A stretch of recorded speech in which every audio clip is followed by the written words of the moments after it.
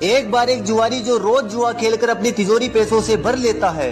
इतना पैसा होने के बावजूद भी उसका परिवार गरीबों जैसे ही जीवन जीता।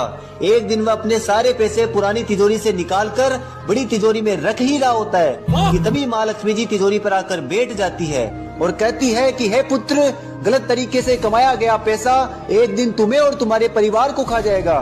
मेरा अब यहाँ से जाने का समय हो रहा है। मेरी जगह अब नुकसान आएगा तो उसके लिए तैयार रहना।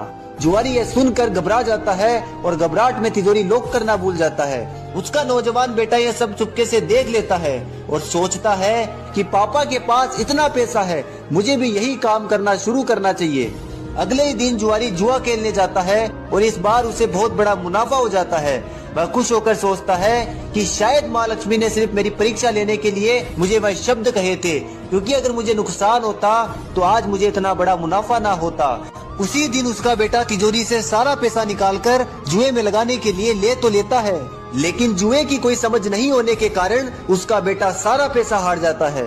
जुआरी रात को दिन भर से हुए मुनाफे से खुश होकर घर आता है और जैसे ही पैसे रखने के लिए तिजोरी के पास जाता है, खाली तिजोरी देखकर वह हैरान हो जाता है। जुआरी को लगा कि घर में चोरी हो गई कि तभी फोन आता है कि आपके बेटे ने पहाड़ी से कूदकर आत्महत्या कर ली। जुआरी को यह बात सुनकर धक्का लगा और उसे समझ में आया कि उसका पैसा गया कहाँ। जुआरी के एक गलत काम ने उससे उसका सब कुछ एक झटके में छीन लिया। यह सिर्फ एक कहानी नहीं है बल्कि एक सच्चाई है जो बताती है कि गलत काम से आया हुआ कुछ भी हमें क्षण भर तो खुशियाँ दे सकता है, लेकिन अंत में वही हमसे हमारा सब कुछ छीन लेता है।